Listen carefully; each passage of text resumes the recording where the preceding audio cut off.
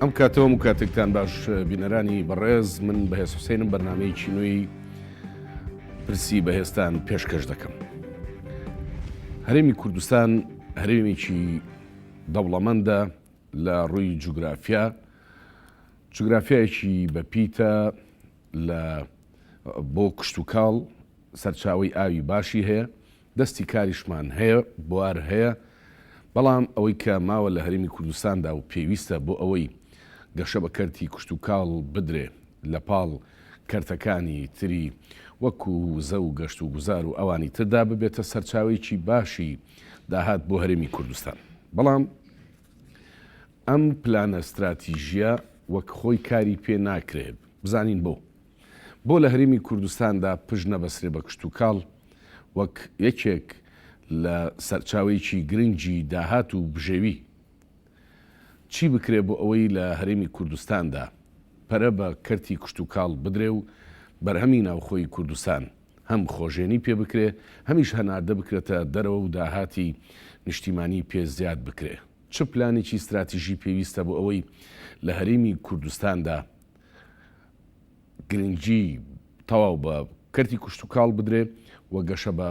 کەرتی کشت و کاڵ بدرێ. دومیانی بەڕێز لەگەڵمان لەم پرسەدا بەشدارن. بەڕێزان ئەندازیاری کشت و کاڵ زانە محەممەد مەجید شارەزا لە بواری کشت و کاڵ زۆر بەخێربی، هەروەها بەڕێز ئەندازیاری کشت و کاڵ جەلال عەلی عەبدوڵڵا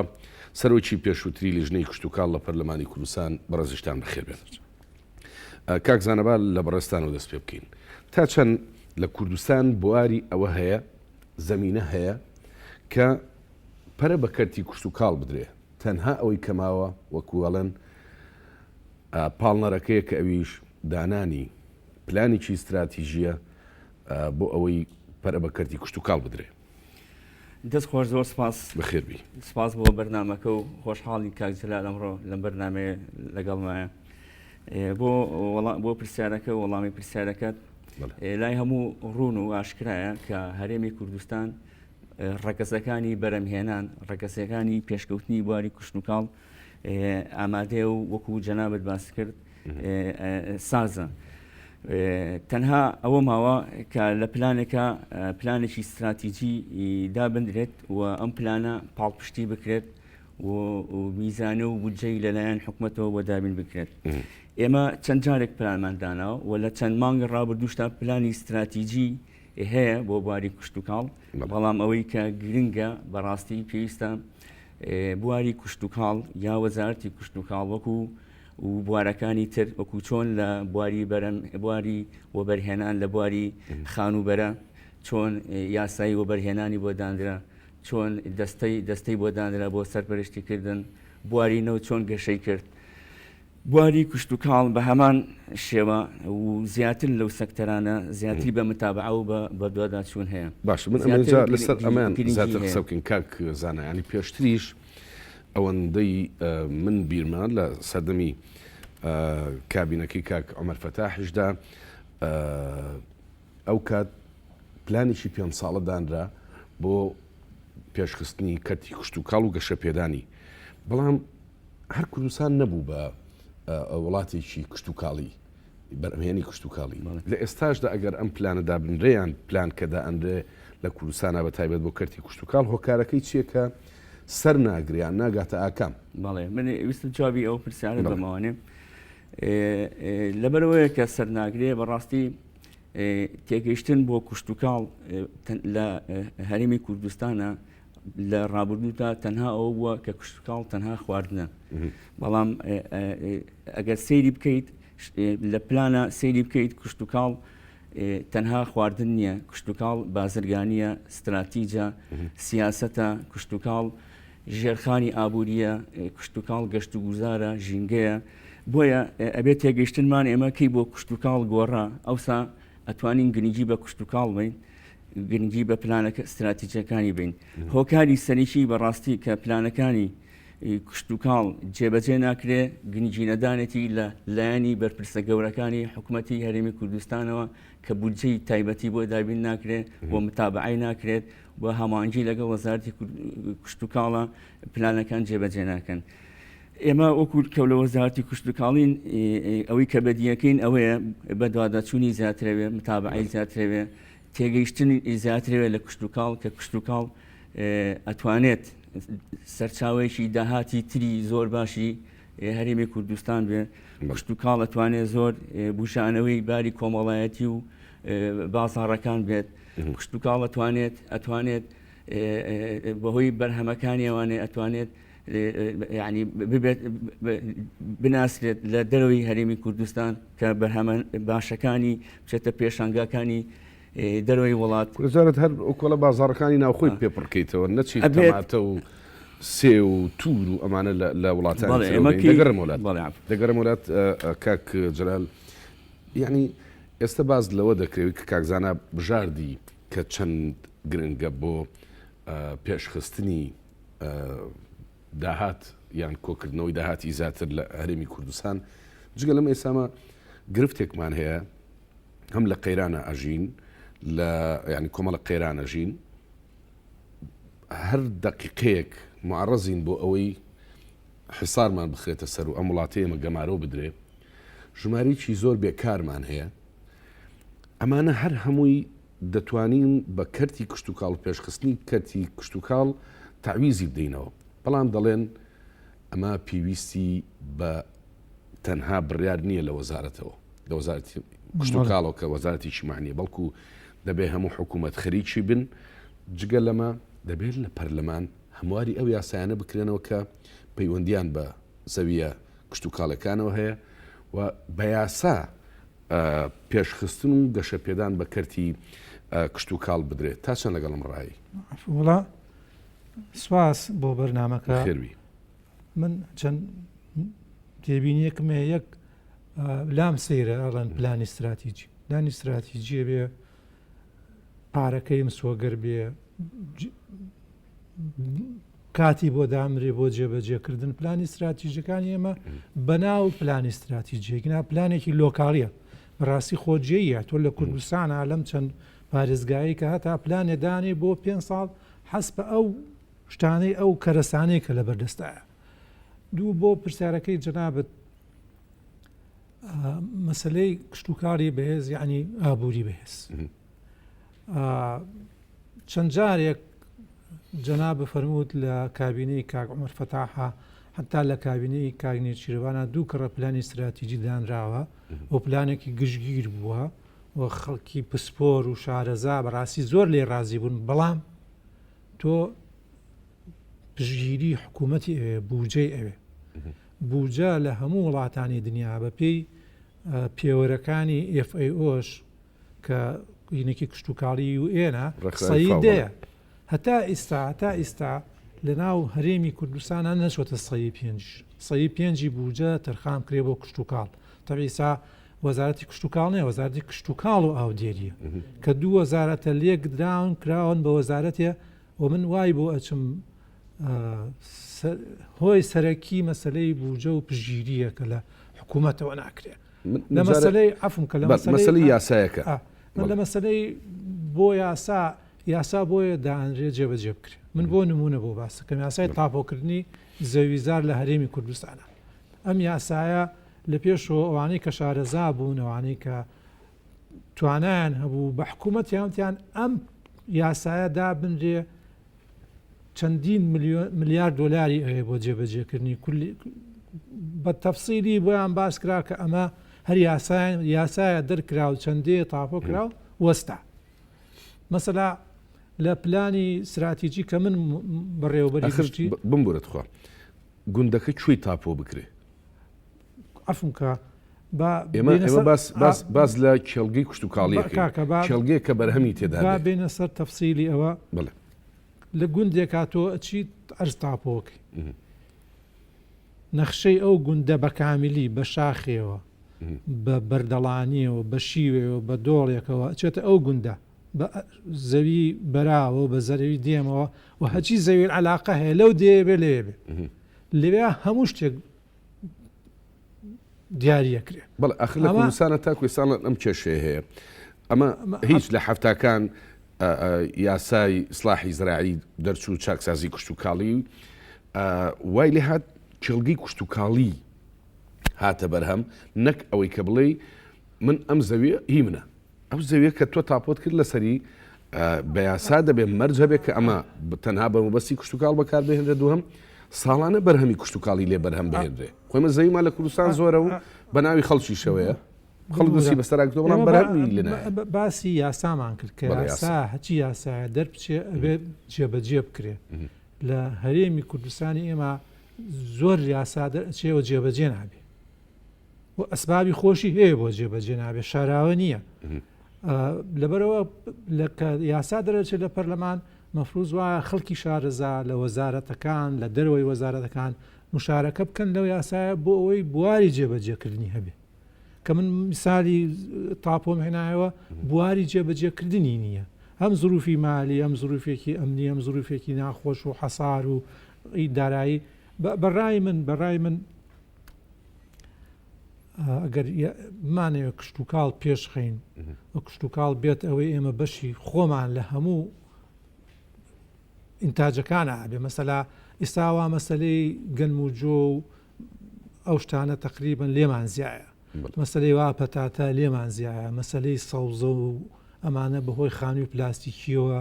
تقریبن هی خۆمان و لێمان زیایە یعنی ئەتوانین ئێمە تهدیدی کەین سێکتەر بە سێکتەر بزانین لە چیان نوقسانیمان هەیە زۆر باش دێمە لە بەڕەسەن کاک زانە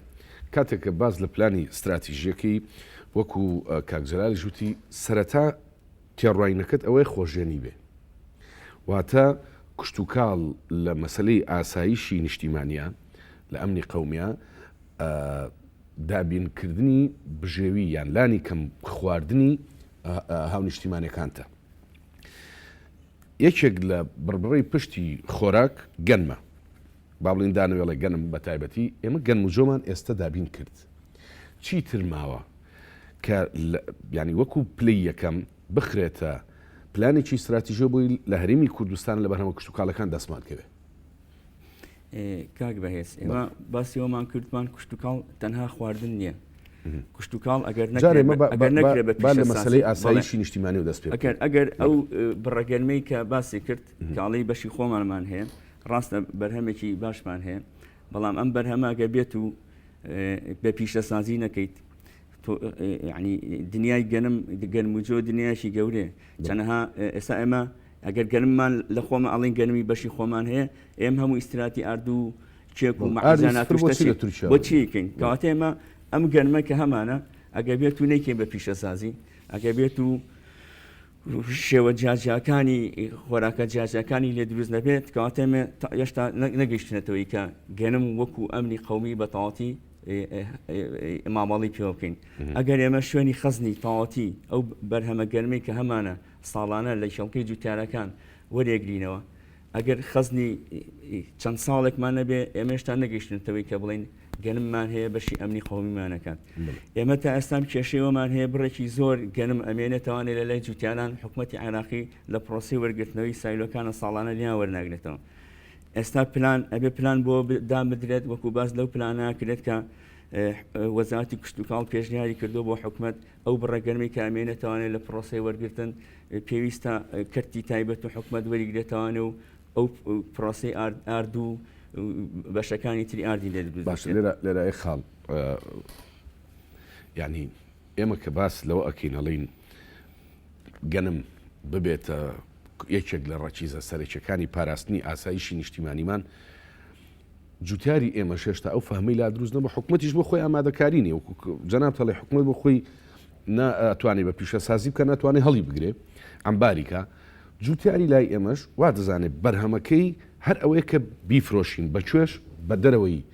هەرێمی کوردستان کە تۆ گەنمت بەرهمێنە هەر فرۆشت بە دەرەوەی هەرێمی کوردستان و خۆت هیچ ئەمبارکراوێکت نەبوو لە بچووکترین گەمارەوە یان هاتنی زەڵفێک بەسەردا تووشی برسێتێبی بڵێ بۆیە ئێمە ئەگەرمانەوێت کشت و کاڵ وەکو ئەمنی قەومی وەکو استراتیج وەکو ئەوەی کە سەیری بکەین پێویستە کشت و کاڵێکمان ئێمە هەبێت یەکەم کوالیتی باش بێت و بڕێکی زۆری شێبێ بەم دوو بڕا بەم دوو شتە ئەمە کە ئەرچێکی بەلای ئێمە ئەرچێکی وەزارەتی کشت و کاڵە کە هەڵسێ بەسەر پەرشتیکردنی ئەوەی بەرهەمی جوتیاران لە ڕووی چەندایەتی چۆنایەتیەوە باشکات ئێمە پێمان وایە ئەتوانین بە بازاڕکردن بکەین پێمان وایە ئەتوانین بە پیشەسازی بکەین پێمان وایە ئەتوانین کوشت و کاڵ بکەین بە بەشدارێکی باشکات لە ژێرخانی ئابووری هەرێمی کوردستانە ئەگەر بێت و کوشت و کاڵ تەنها وەکو خواردن وەکو باسمان کردمێنێتەوە کوشت و کاڵ لەو ئاستەی ئێستا مێنێتەوە و ناتوانین پشتی پێبەستین هەروە ئێمە ئەو بەرهەمانی کە هەمانە بەڕاستی ڕاستە ئەو بەرهەمانە تێری بازاڕی ناوخۆیان بەڵێ بەڵێ جێی خۆشحاڵی ئێمە بەرهەممان زای کردووە بەڵام ئەم بەرهەمانە وەرزیە ئێمە بەرهەمی سەوزەمان هەیە بۆ چەند مانگێک دوای چەند مانگ کە تەواو بێ پشت بە دەروی وڵاتە بەستینەوە ئەو بەرهەمانی کە بۆمانێت لە دەروی وڵات جگەلەوەی پارێکی زۆر ئەڕا بۆ دەرەوە نازانین کوالەتی کێ و چۆن پەروەردەکراوە بۆیە ئێمە ئەبێ پلانمان هەبێت چۆن بە بەرداوامی ساڵ ئینتاجمان هەبێ چۆن بە بەرداوامی ساڵ بەرهەممان هەبێت با لەو پلانە استراتیژیات جێگەیکەینەوە ینی بەڵێ ئەم پلانە ینی مێزی ئەم ستۆدیۆیە ئێستا شوێنی داڕشتنی پلانێکی استراتیژیە حکوومەت بڵێن خوا ئەیکات حکوومەت و پەرلەمان سریەم بەرنمەیەکەن و بە هەندوەری ئەگرن دەیانێت بزانن پرۆژەکە چۆن دابڕێژرێ ینی تۆکو پسپۆڕێک یان شارەزایك یەکەم خاڵی پرۆژەکە بێ لە چۆ دەست پێ بکرێت یەکەم خاڵی پرۆژەکە بۆ ئێمە کوشت و کاڵێکی پێشکەوتومان هەبێت وەکو کوشت و کاڵانی کە لە دنیا وڵاتانی پێشکەوتو هەیە ئەبێت ئێمە پێش بەستین بە توێژینەوەکان و بە دوواداچوونی جوتیاران بۆی ئەمە خاڵی سەرشێوەیە کە ئێمەمانێت لە سفرۆ دەست پێ بکەین بۆی کوشت و کاڵێکی زانستیمان هەبێت بۆی کوشت و کاڵێکمان هەبێت لە ڕووی چەندایەتی و چۆنایەتیەوە باشترین بێ بۆی بتوانین هەچی کێشە و مەشاکیلەکانی چەند ساڵە ئەم توێژینەوەنە بۆ نەکراوە ئەم ماشەڵڵا ئەم هەموو زانکۆیانەمان هەیە وەزارەتمان هەیە ئەم هەموو ئەندازیاری بەڕێزی کوشت و کاڵەمان هەیە ئەم دکتۆرە باشەی کوشت و کاڵمان هەیە ئەم کۆلێژانی کوشت و کاڵمان هەن بۆ تا ئێستا ئەم بە دوواداچوونەنە نەکراوەیانی ئێمە بە توێژینەوە بە ئەتڕۆحە لەوانەیە سەدان بەحوسمان هەبێت بەڵام ئەمانە هەمووی لە ڕفەی مەکتەبایەمەوە تەوانێ و ناکرێت بە عملی و ناگاتە شێڵگەی جوتیاران ئەمە کێشەکە لەوە زۆر لەو توێژینانە لەسەر کێشە کوشت و کاڵەکان نین لەسەر کێشەکانی جوتیاران نین نەکەوە باوەڕ ئەکادیمین بۆ سێرچکردن بۆ ئەم بەرنمەیە ویستم دااتایەکی دقیق وردم دەستکەوێ بزانم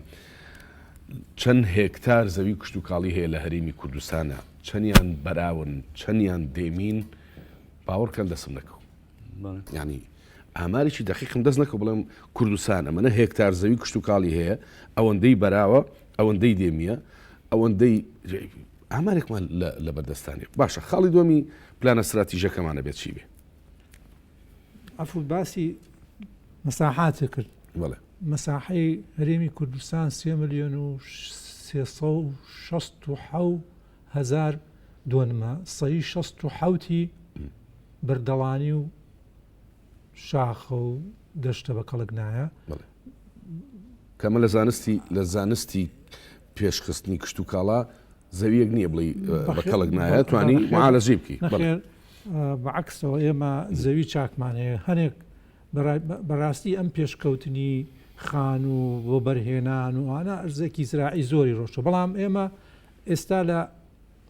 لە گەرمیان 2 ملیۆن نزیکی 2 ملیۆن دۆنم ئەرزمان هەیە کە ئەتوانی مەسلەی باران و ئاو مشکلێش مشکلەیەکین ئەرزێکی بکرا ئەرزێکی پاک و تەمیزە زراعی کەم تێکرانی لە مەسلەی زەویوزارە کێشەمان نییە بۆ مەسلەی پلانی استراتیژی تۆ ئەبێ سەیری گیرفانی خۆت و توانای خۆ بکەیت من پلانێک استراتیژی دابنێم 5 میلیارد دلاری تێبێت لەکوێ بۆ بێن تۆ بێ پلانێک استراتیژی دابنی بەو پارەیە کە هەتا من دڵخۆشم بەو ئیشانەی کە کراوە مەسەلا سایلۆ ئیسان نزیکی حدودی 250,000 بۆ 300,000 تەنە توانی ئینتاج بکەی کە لەوە پێش بەس لە هەولێر و لە دوهۆک سایلۆ هەبووی ساوا لە کەلاری ژێکن شتی باش کراوە قەنەعەتم وایە لە مەسلەی پەتاتەیە کێشەمان نەماوە بەڵام ئەوەی کە مەسلەی بە پیشەسازیکردن زۆر گرنگە مەسا ئێمە گەنممان هەیە معکرۆنی لە دەرەوێن گەنمان هەیە گەنمە کوتاو لە دەرەوێنی گەنمان هەیە کوردستاوەری تورکیە خۆکەمانعلم ئەمانە هەمووی خۆمان پیشەسازیەکە ئەمە بیکەین پلانی استراتیژەکەی کە ئەمانەیە بیکەین ئەبێ بزانین حکوومەت چی لە گیرفانایە. باش بۆ یەکسەر لە گیرفانی حکوومەتەوە دەست پێ بکەین، یعنی بۆ پێشخستنی یان گەشەپێدانی کردێکی گرنگ و حیاتی وەکو کشتتوکاڵی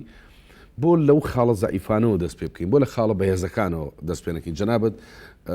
جوان دێنا لە زەویا کەم و کورتیمان نییە، مەسلەی ئاودێری یەک تۆز ڕێخستنەوەی ئەوێ کێشەمان نامێنێ. بۆ قسە لەسەرەوە نەکەین کشتتوکاڵ وەکو کللتورێک بهێنینەوە ناو کۆمەلگەی کوردەواری خۆمان و هانی خەڵک بدەین کشت و کاڵکە هانی بدەین. خۆهاندانەکە بەس بەوە نییە حکوومەت قەرز بدا بە جوتیارەکە، سنوورەکان بگرە مێڵە بەرهەمی وڵاتانی تر بێتە ئێرە وەکو ئەم چەند ساڵی لێدێ. ئێستا ئینتاجی برنجی کوردی خۆمانە لە هەرێمی کوردستانە مستەوایەکی زۆر باشی هەیە، ئەوە تا گەنم زۆر باشیەوە دەتوانی هاندانی تر بکەی. بڵێ وەڵا عەفو لە هەموو دنیا لە دەرو دراوسەکانماناکە تقریبەن وەکو لە پێش ئێمەوەن بە چەندین ساڵە کشتتوکاڵە مەسلەی پشگیری دەوڵەت بێگومان بە زۆر شەرتە. ئەگەر ئەمە خاڵە سلبیەک سەر ئەبێتە ڕێگر با لە خاڵە جابەکانەوە جار دەست ڕاستە گیناکتۆ من ملاحەزەیەش کەم هەیە لەسەر پلانی استراتیژی ئێمە ساڵی 300 بۆ 350 میلیۆن دلار هەین بە بەرهەمی شیر. ئێمە برادران و ئەو کەسانەی گوێشیان لێمانە بۆ مەسلەی خانووی پلاسیکی وەختی خۆی لە 100 خانەوە دەستمان پێ کرد. 100 خانومان کڕی بە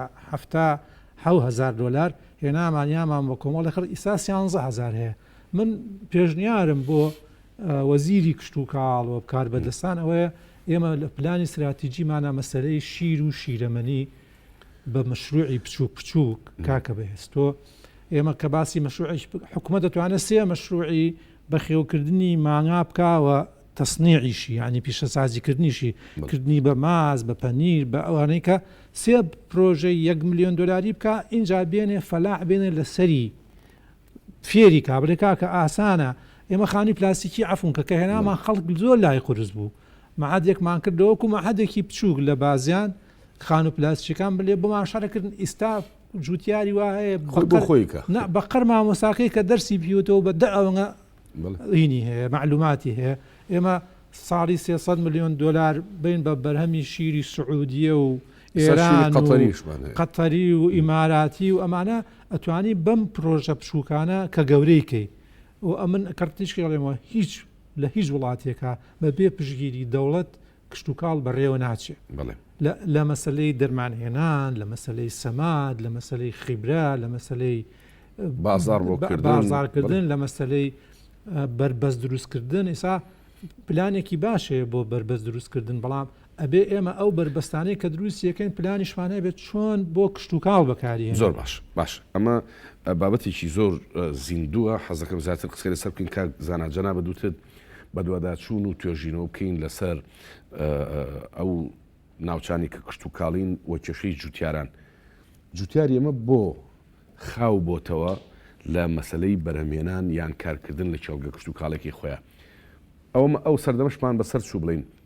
هەمویان هێنان و تاعینیان کردن و کردیان بە پێشمەرگ و کردیان بە پۆلیس و ئاسایش خۆیسەوە تاعیناتیش نەماوە و کێشەیەکمانێ پێوترێت کێشەی بێکاری. بۆ جوتیار خاو بۆتەوە یان سارد بۆتەوە لەوەی کە بەرهەمهێنانەکەی کە دەتوانێت لە ئاستێکی زۆر باشتردا بێ بەڵام لەم ئاستەیاندا وەستانوێتی. بەڵێ ئێمە باسی ئەومان کە وتمان ئێستا بەرهەمێکی باشی وەرزیمان هەیە. جوتیاران هەرچەنە من وانایان بینم بەڕاستی خاوبوو نەتوانێت، بەڵام ناومێدن لە بەرهەمەکانیان. بەڕاستی ئەو وەرزانی کە بەرهەمێکی زۆریان هەیە زیاتر لە بازاڕی ناوخۆ ئەم بەرهەمانیان بۆ ساغ نابێتوانێت. یعنی نەتواندراوە ئەو بەرهەمە لە ناوخۆیە بکرێت بە پیشەزازی یاخود لە ڕێگەی وەزارەتی بازرگانی و کەرتی تایبەتەوە بڕاتە دەرەوەی هەرێمی کوردستان بە بازارکردنی بۆ بکەن. بۆچی نەکراوە؟ لەبەر جوتیاری خۆمان باشتەکان ئێستا چەند جوتیاریی نمونەیمان هەیە ئەبینین لە کایەکەدا هەن مەسەر 4 وەرزە تەماتەی هەیە. ئەتوانێت 4 وەرزە تەماتە بکە، بەڵام ئەو جوتیاری ئێمە تەنها لە وەرزە هاوینەکە تەماتەیەکە دوای ئەو کە نەما تەماتی بۆ ناکرێ و بازاری خۆشمان پێویستی بە تەماتێتی. با ئێمە هەر بیر لە مەسەر دووسێ بەرهەمی کشتتوکاڵی نەکەینەوە کە لە خۆمان زیاترە و خەڵک لی ناکرێتەوە. بەرهەمی ترمان هەیە دەستمان پێی ناگا. یعنی ئێستا تەماتی کوردی جوان کوا لە بازار ئەبینرێ. خیاری کوردی بۆ ئاستە باشە نییە خۆ خانوو پلاستیکیشمان زۆرە بڵێ کاگە بەێست ویستم ئەو قسەی تۆ بکەم ئێمە یەکێک لەو شتانی کە هەمانە ئەو باسمان کرد ئیدارەدانی کشت و کاڵ بەڕاستی ئیدارەدانێکی خاوە ئیدارەدانی جوتیاران لە ڕێگەی ڕێنمایە کشت و کاڵەکانەوە خاوە ئەم دەستگایەکی گرنگی وەزارەتی کشت و کاڵە ناتوانێت بە تەواوەتی ڕێنمایی جوتیاران کات کە لەو سنوورانەی لەو ناوچە جۆغرافیانەی کە بە کاڵێت بۆ چاندن و لە شوێنێکی تری هەرێمی کوردستان بە کەڵک نایە ئەو ڕێنمانە بکران بۆ نمونە ئێمە بیئەی کەلارمان هەیە بیئەی ناوچەی سلێمانیمان هەیە بیئەی جنوبی هەولێرمان هەیە بیئەی پێنجولمان هەیە ئەمانە هەمووی خاڵی بەهێزی کشت و کاڵن جغرافیای کشت و کاڵی بەهێزن بۆ ئێمە لەو موسیمانی کە ناتوانین لە ناوخۆی بۆ نمونە لە شارێکی وەکو سلێمانی تەماتە بکەین بۆ هی پلەی نزمی سەرماوە ئەتوانین لە گەرمیان بکرێت ئەتوانێت لە گەرمیان بکرێت ئەتوانێت لەوە بکرێت کە بە تێچوێکی کەم کە گەرمکردنەوەشی کەمێوێت ئەمانە بەڕاستی ئەوەیە پێویستی بەوەیە کە ینی تۆ زمانی ئەو بەرهەمانی جوتیار بکەیت زمانی بەرهەمی جوتیار چۆن نەکرێت لە هەموو وڵاتێکە بۆ ئەوەی ئەو بەرهەمە هەز بەرهەمێک بێت بۆی پێشکەوێت یەک سەرەتا حکومت دامێکی زۆر باشەکات گرنگ نییە بەلایەوە ئەگەر بە 5 دینار بیکڕێ بە 2 دینار بیفرۆشێتوانێ تاو بەرهەمە ئەچێتە سەر ئاستەوەی خۆی و سەر پێی خۆی وەستێ دواتر خۆی ئەچێتە ئاستێکوانێ کە حکومت تەنها ئیداری بکات حکومەتی بەشت ناکرێتەوە باشە هەر شتە فرۆشێ ئێمە بە شتە لە هەموو دنیا هەروە ئەزانم بەڵام چی بکرێ یعنی بۆ ئەوەی حکوومەت هەر ڕۆڵێکی هەبێ لێرا وەکوتمان شت ناکرێ هەری فرۆشە خۆتوانێت سنوورەکان بگرێ نەیەڵێ ئەگەر مەوسمیش بێ ئەم جۆرەشتانێت حکومەت دەتوانێت بە تایبەتی وەزارەتی کشت و کاڵ بە یاسا لە پەرلەمانە و یاسایەکی وەبەرهێنان بە شێوەی زەخمە بە شێوەی بچووک دروست کات کە بتوانرێت کارگەی بچووک لە ناوچە جاجەکان دروست بکرێت نەک بە شێوەیەک یاسای وەبەرهێنانی گەورە لەسەر ڕووبەری فراوان بە پارەی ملیارەها دۆلار ئێمە بەو یاسای وەبەرهێنانە کە بە شێوەی بچووک لە ناوچەی جیاجیا بۆ نمونە لە چەندەیەکە ئەتوانێت کارگەیەکی پسکۆلەی پاکردنەوەی بەرهەمی نۆکە بێ و تەکیزکرێت ئەکرێت ئەمە ئەو شێوە تعلیبە کە ئەکرێت و پاڵپشتی حکومت بۆ ساکردنەوەی بەرهەمی ناوخۆ ینی حکوومەت جەناب دەڵێ هەنێ ڕێنمایی بە معقولە لە هەرێمی کوردستاندا ئەم هەموو دەواژنەمان هەیە ئەم هەموو مریشکەمان هەیە هێلکەمان نێبی خوین ئەی ئەخ بۆ جوتیارەکە ینی وا ناتوانانی ئاراستی بکەی بۆ جۆرەی کە بڵێ کاکە لەگەڵ بەخێوکردنی مریشکەکەتا لایەنێکی گرنگی شەیە کە وش هەدا هاتە بریتە لە بەرهەمهێنانی هێلکە کازە تۆ لەم بارەوەڵی ینی خۆشت شەر نییە هەر ناویبنی پلانێکی استراتیژی گەورە ئەکرێ بە ڕێنمایی بچووکی ڕۆژانە بەرهەمە کشت و کاڵەکانمان پێش بخین زانانی ئێمە بەڕاستی لە مەسلەی وەبەرهێنانە من بەداخەوە لێم لەوانەیە خراپ تێگەشت بین مەسلەی وەبەرهێنان هێنانی دەست سەرمایی دەرەوەی وڵاتە دەرەوەی حکوومەتە بۆ ناو هەرێم بۆ ئەوەی تۆ اقتصادی پێ بکەی هەلی پێ بڕەخسێنی هەلی کاری پێ بڕەخسێنی بێ ئیشی نێری خانوو بۆ خەڵک بەڵام ئێساوە بەرهێنان هەر بۆ بە خانووکردن چونچەکەم دەوڵەمەنگبوونی سەریع خۆ دەزانی پرۆژەی کشت و کاڵی نەفەسێکی درێژیەوێ تۆ ناتوانانی بڵێ گەنمە بێ لە ماوەی 2 ڕۆژە خەڵک بە دوای ئەوە گەڕێ ئێمە بێ حکوومەتی ئێمە بە تایبەتی ئەم کابینەی سا بیر لەوە بکاتەوە یاسایەکی وەبەرهێنانی کشت و کاڵی بکە منی ئەمەڵێم 1000 خانووەکەم 50 کەس دە دەورم ئەگەڕێ بۆی بێ بە شەریکم باشە لەگەڵ ئەوەی خانووەکەی چیەکەی فەرمو سەیی 20 پرۆژەکانی وەبەرهێنان با کشت و کاڵی بێ وەکو جەناب فەرموو مەسەلەی ئینتاجی هێلکە بێت کە لێرە مەسەلەی وەبەرهێنان و خانوو دروستکردن و ئەرزداگیرکردن بۆ وەبەرهێنان دەواجنەکەی ئێرەوەی سافۆتاخۆ دەواجنی هێلکەی لێ بوو بەشی هەموو کوردستانی کرد ناماچ هەر 4 دەوری بوو بە خانوو ئەڵێن بۆنیە ئەوەی یەگینا ئەگەر بیر بکەینەوە ئێمە بەڕاستی سا لە وڵاتان مەسا من لە ئەڵمانیا هەوڵێن 2 جار گەنمەکەن کە وڵاتێکی پێشکەوتووە پێویستی پێیج نییە ئەیانەوێ بیکەن بە 3 جار بۆ لای ئێمە 2 جار نەکرێ مەسەر ئەوە توێژینەوەی کاکەزانە لەوێ ئێستا ئەمان لە توێژینەوەیانە نۆکیان داهێناوە کە بەپاییزەکرێ کە بەڕاستی ئەمە پێشکەوتنێکی گەورەیە کە لەم دەور و دراوسێشمانە ئەوە نییە مەسەلا لە ئێران کە دراوسێمانە ئێمە چاو لە وڵاتە پێشکەوتوەکان نەکەین 3 جار مەرەزاکرێ ئێمە بیر لەوە بکەینەوە یاسایەکی وەبەرهێنانی کشتتوکاری بکەینەوە بەڕاستی فەرزیشی بکەین حکومە دەبێت فەرزی کە یەکەم خاڵکە پرسارم لێکریوتم بە یاسا چی بکەین بەڕاستی بکرێ بە یاسا و فەرز کرێ منیە هزار خانوەکەم با نیشی کشتتوکاری بکەم ینی قەچێکە با بە 10 ساڵ دەوڵەمەنگوی بە ساڵی دەوڵەمەنگ نبی دەوڵەمەنگەکەی کێ ئێمە خایەومایی ئەم حکوومەتە و داهاتوی ئێمە خایەومایی ئێمە میلەتە میلەت و وڵاتەکەیە کە میلەت و وڵاتەکە نەما پارێت چیە ئەوە چییە بەڕاستی باشە هەر بە یاسا جەنابەت شارەزاتیانی قسەیەک لەما بکەین لە هەرێمی کوردستاندا گوندەکان وردە بە جۆرێک لە جۆرەکان یعنی ڕاستە تۆ مەکتەبی تیاکەیتەوە نازانم کارەبای بەردەوامی بۆ دابینەکەی بەڵام دێن هەوڵی قەرەباڵکردنی شارەکان ئەدرێ زیاتر شارەکان قەرەباڵغ بکرێ و هۆکاری ئەوەش ینی بەدوایە ناچن بڵند شارەکان بۆ هەر قەرەباڵغە بن بۆ قەرەباڵغ بن بۆ قەرەباڵغە بن کە سەرماوسۆڵەیەک دێ خەڵک گوندەکان هەمووی چۆڵەکەوێتەوە ئێرە لە کاتێکدا هەنێک بەرهەمی کشتتوکاڵیە جەنابتان باشتر لە من شارەزان کە ئەو بەرهەمانی بەزستانە بەرهەمی کشتتوکاڵی و هەنێک میوەهات و سەوزات بەرهەم دێ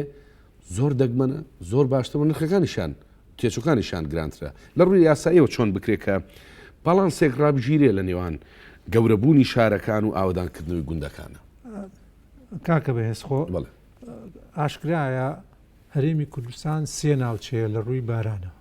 ناوچەیەکیان مەزمونە یعنی مسۆگەرە بارانی ناوچەیەکیان نیمچە مسۆگەرە ناوچەیەکشان مسۆگەر نییە ئێمە ئەتوانین بە پێی ئەم تەقسیمی بارانە ئینتاجەکانمان شار و گوندەکان اینجا ئەفونکە ئێمە مەسەلا باسی پەتاتەمان کردمان ئینتاجێکی باشەیە و 100,000 تەن 2 کڕە دەکرێ و مەفروض وایە لەگەڵ پەتاتەکەیە ئێمە مەخازنی موبەڕیدە دروستکەین خۆمان لە ناو خۆمانە مەسلەی باسی یاساشمان کرد بەڕاستی ئیسا بەتەمان هەمواری یاسای وبەرهێنان بکەنەوە ئەبێ وەزارەتی کشتتوکاڵ دەوری هەبێ کە لەو یاسا تازەیە وبەرهێنانە مەسلەی کشتتوکاڵ ئەوەلیەتی پێبرێ چونکەم تۆ سبێنە شەریکەیەکێنی ئەگەر یاسایەکرد نەبێ شەریکەیەکی هۆڵندیێنی شەریکەیەکی تورکیێنی ئێرانیێنی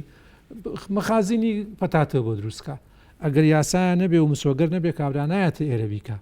مەسەلا ئێمە هەنار ئینتاجێکی زۆر دەگمەنە لە هەموو دنیا هەموو شتێکی هەنار دەرمانە خواردنە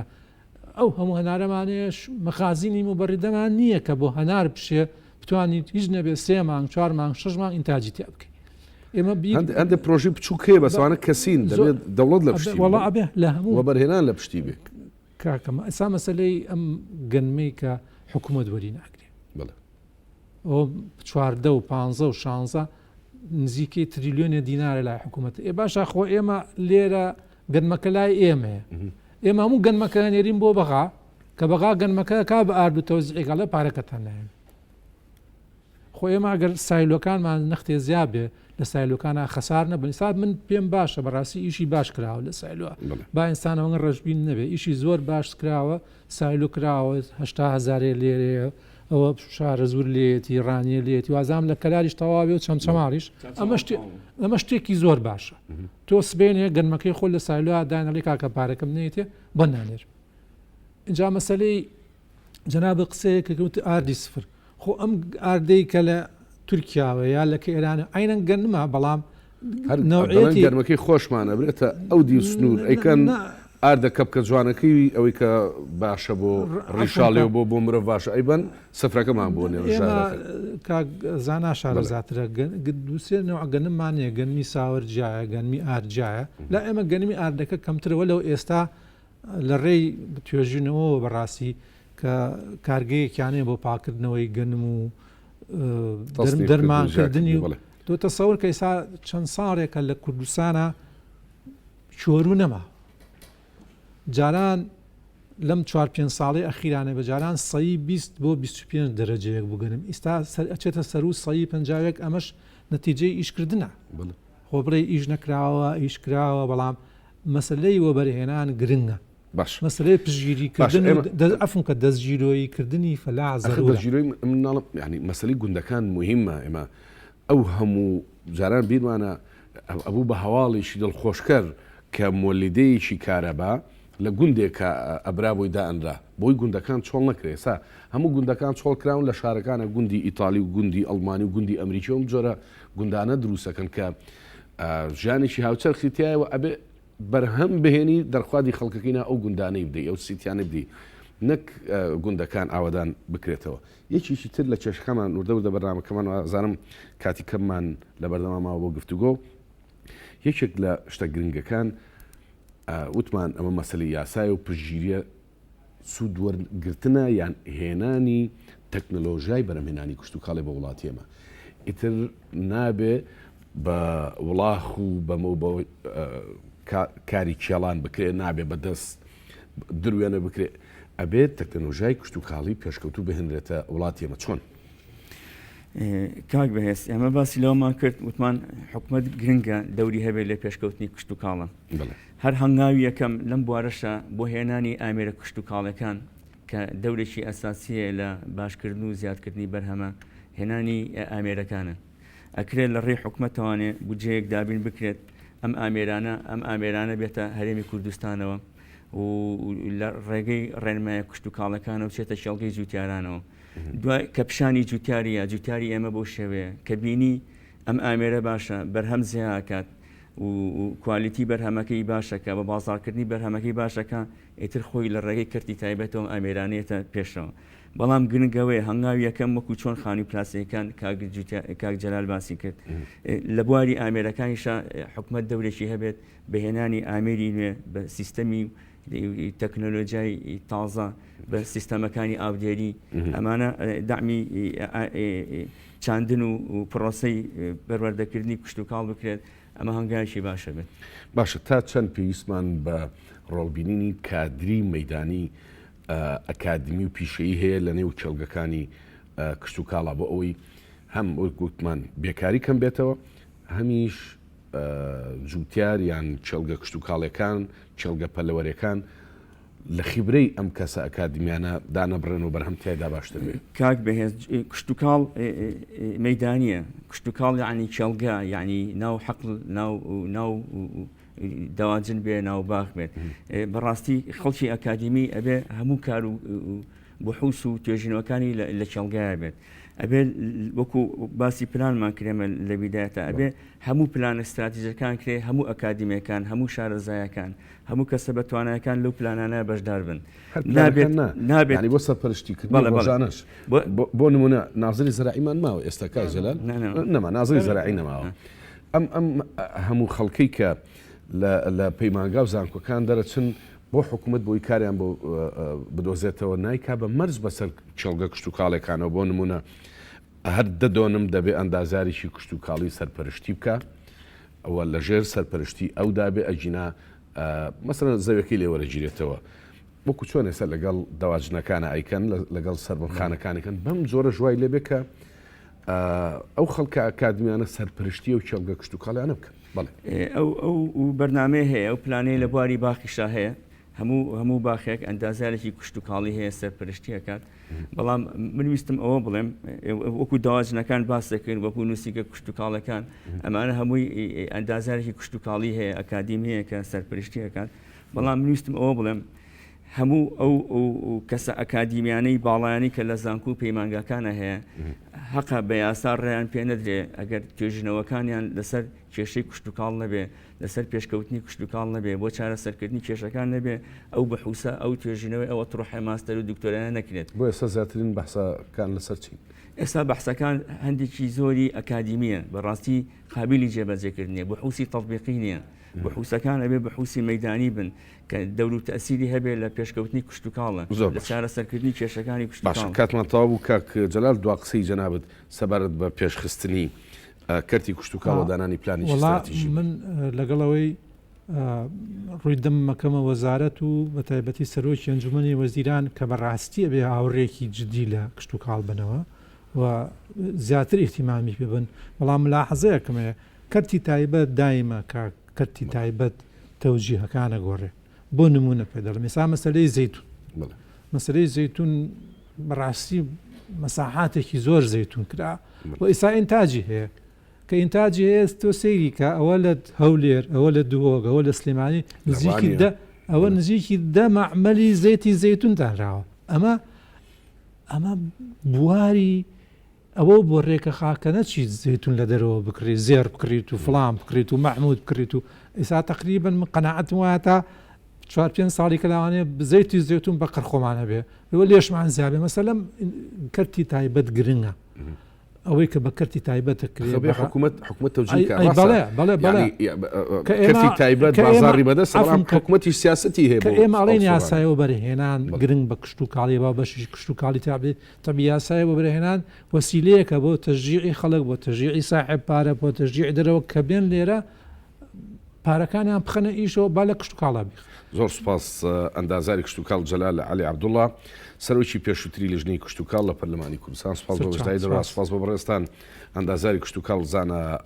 محەممەد مەجید شارەزا لە بواری کشت و کاڵ بینەرانی بەڕێز و خۆشەویست و دەخوازین کە بەرنامەکانمان بۆ داهاتوو